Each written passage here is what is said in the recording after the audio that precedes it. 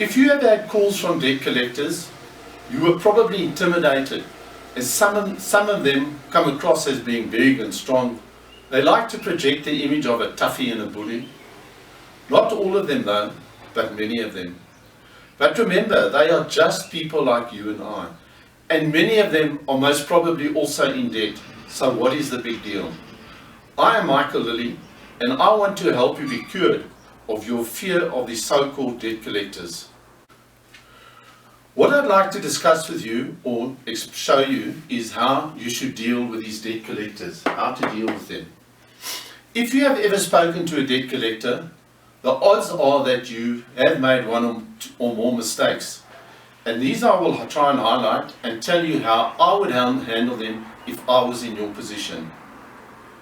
If you are aware of your rights, it is unlikely that they will try any sneaky or illegal tactics with you when they call you again, because then they will know that they are dealing with someone who is informed. Therefore, make sure that you become informed, or they will trample all over you. Sometimes debt collectors call consumers mistakenly, and then they try and pull them into the consumer debt collection cycle as well. If you are thinking that you would not receive such calls, all I can say is brace yourself, as it is always possible. Right, the first mistake that you must avoid is to omit to always validate your debt. In other words, always check, confirm, substantiate that the debt that they are calling about is in fact yours, and that it is not an old debt or that they have the wrong person. That happens often. One day you will receive a call and the caller tells you that you owe XYZ for a certain debt. How do you know the caller is entitled to collect on the debt and that the debt they claim is correct? You do not know the caller, first of all, and remember that's a very important fact. You do not know the caller. And irrespective of who he or she says they are, does not mean that it is true. It is known that some collection agencies try to intimidate consumers into paying unsubstantiated debts and amounts that were not even owed by them in the first place. Any debt collector who calls you must validate the debt for which they are calling. How do you get them to do that? Well, first of all, you ask for a statement of the debt they are calling about. And the statement must be from inception to today, showing all the payments that you have made and all the interest and charges that have been added to your account. There's another video that explains why you must do this. Section 108 of the National Credit Act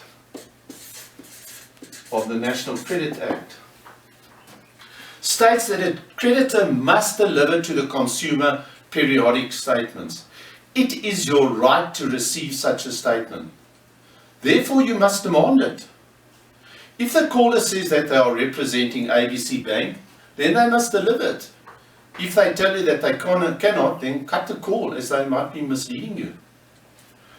If they ask for your ID, do not give it to someone you do not know, as there is so much identity theft out there, so why risk it? If they ask for your email address, then tell them that as they are representing ABC Bank, the bank has all your details, therefore they should be able to access your email address. If not, then they cannot be representing the bank. By standing up to them, you will now be in control.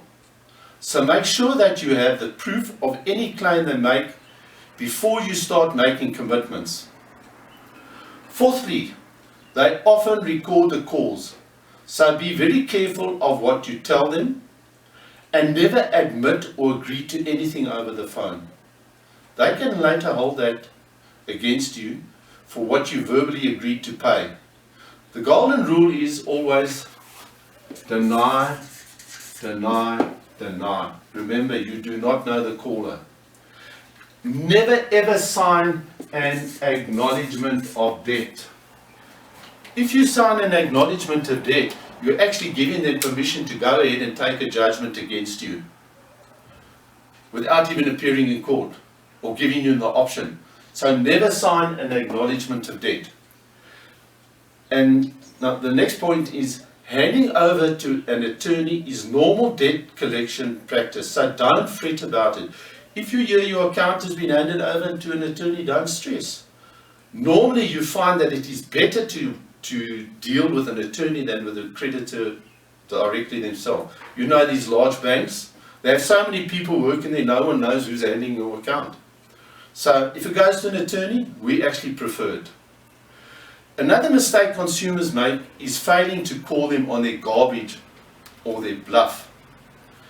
Debt collectors often try these bully or tele-bully tactics by posing as a fraud investigator who's so-called looking at your suspicious activity on your credit card just to get you on the phone.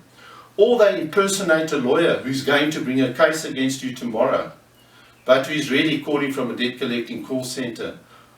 Or they use lawyer-sounding names. Or sometimes they might tell you they are calling from ABC Bank, when in fact they're not.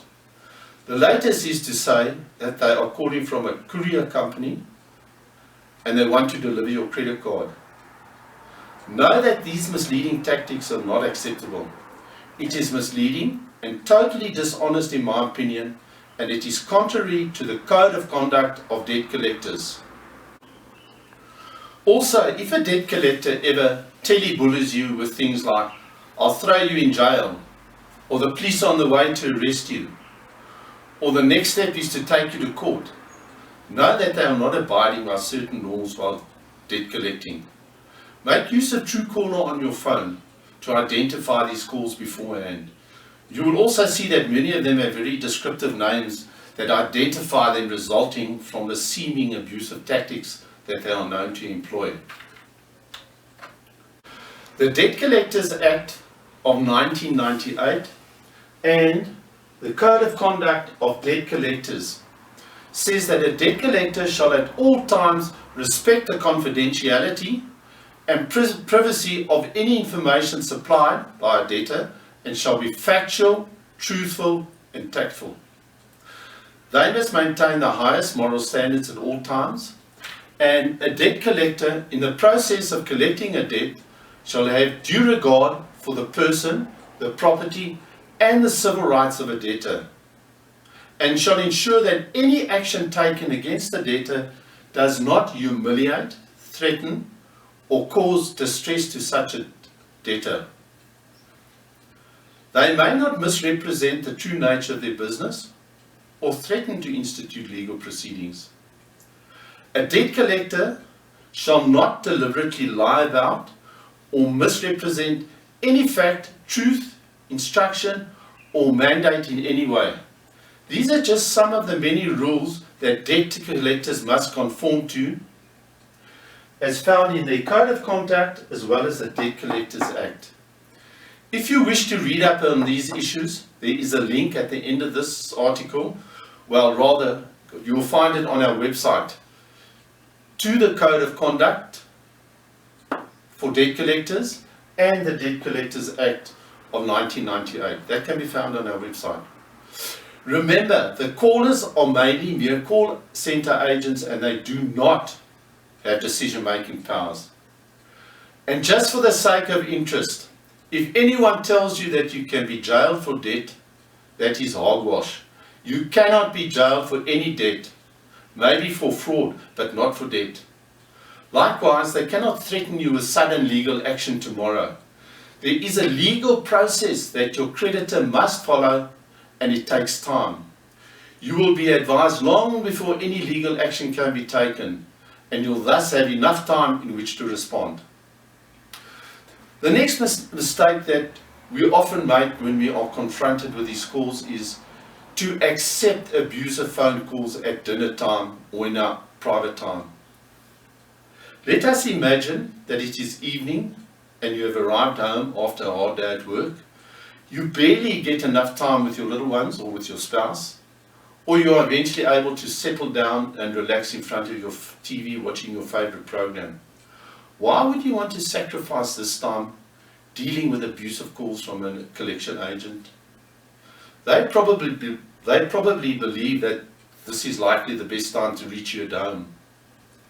First, ask them to identify themselves. It is, after all, telephone manners to identify yourself when calling someone. Secondly, they should ask if it is convenient to talk to you. They cannot just barge into your life and time. How do they know that you are not in a crisis situation? If they do not do these basic things when calling you, then in my opinion they do not respect you or your time, and it shows that they are inadequately trained. First, tell them that you are not sure what they are calling about. Tell them that the line is very unclear, you're very busy now, and they must please send you an email of what they are calling about. Remember, they have your email address already, or should have. Simply tell them that you feel their behavior is harassing and or abusive or intrusive of your time. Note that they can still legally contact you, and all that you are doing is trying to get them to stop their harassing calls. By requesting that they contact you by email is not avoiding the issue, but giving them an option that is more suitable for you at the time. Also note that calls are not allowed between 9 p.m. at night and 6 o'clock the following morning, unless you specifically specify that it is okay. And you probably would not do that unless you work in overtime or night shift. Then you tell them to phone you at 2 o'clock in the morning. They may also not contact you on a Sunday because that is your day. Another mistake, stop telesharks embarrassing you at work. The debt collector may not initiate or threaten to initiate communication with your employer prior to obtaining final judgments against you in order to exert pressure on you, the debtor.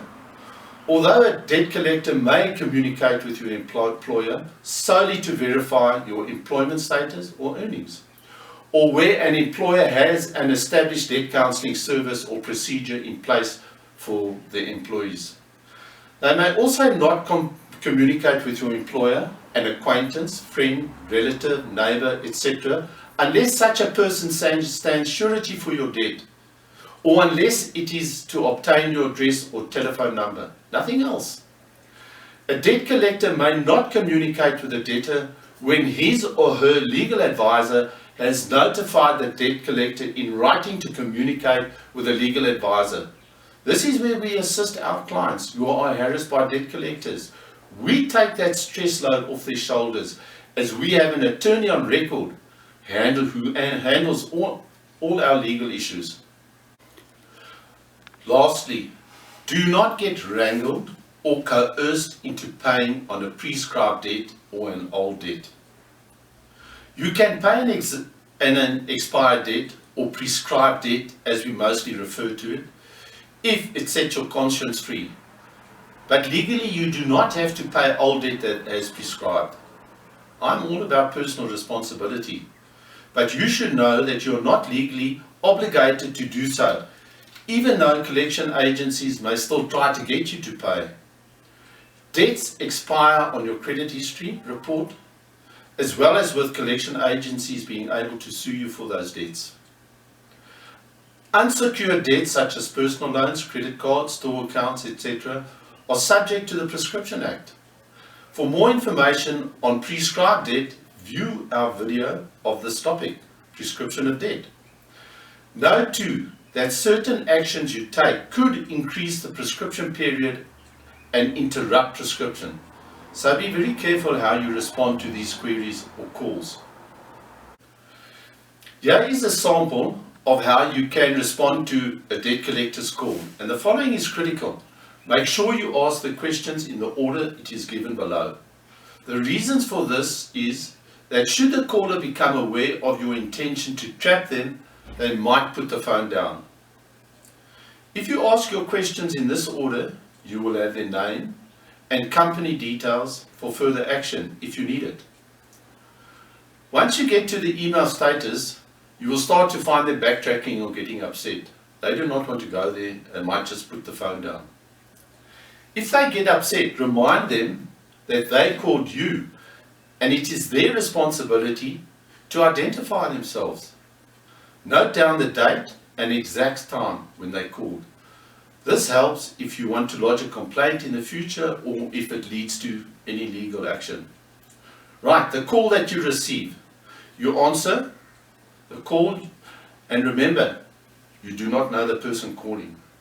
Do not volunteer any information, never ever. And never confirm your ID or account numbers.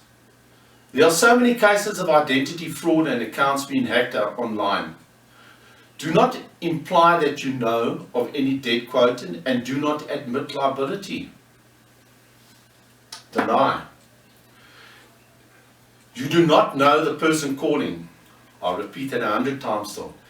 If the caller asks you to identify yourself, never do this. Your answer is, you called me. First identify yourself by giving me the following information, and then you write this down diligently. If during this initial discussion, the party on the other side wants to say or ask something, insist on them giving you the details first that you're asking for. And if this fails, just put down the phone. They will soon get the message. Now you ask these questions. Give me your full name and please spell it for me. Next, give me your telephone number. Repeat it to make sure you have it correct, even if it shows on your phone. And if they say it is on your cell phone, tell them that you've got an old cell phone, it doesn't appear there. Then you ask them, give me the full name and location of your firm and spell it out for me please so that I have it correctly. Give me your email address. Spell it please. Then you thank them and say, I will send you an email. At this point you kill the conversation, say goodbye politely. I know it is not always easy, but try and keep your cool and put the phone down. If you receive any further similar calls, ask for the caller's name and company. Tell them someone has already called today. Cut the call, goodbye. Do not waver from this in any way. No matter how insistent they are, you now have their details. Keep a record of all calls. Remember, you have not run away and you are or will be paying based on what you can afford. If you wish to read and view the Debt Collectors Act or the Debt Collectors Code of Conduct, you'll find a link on our website. And our website is www.debtbytes.co.za.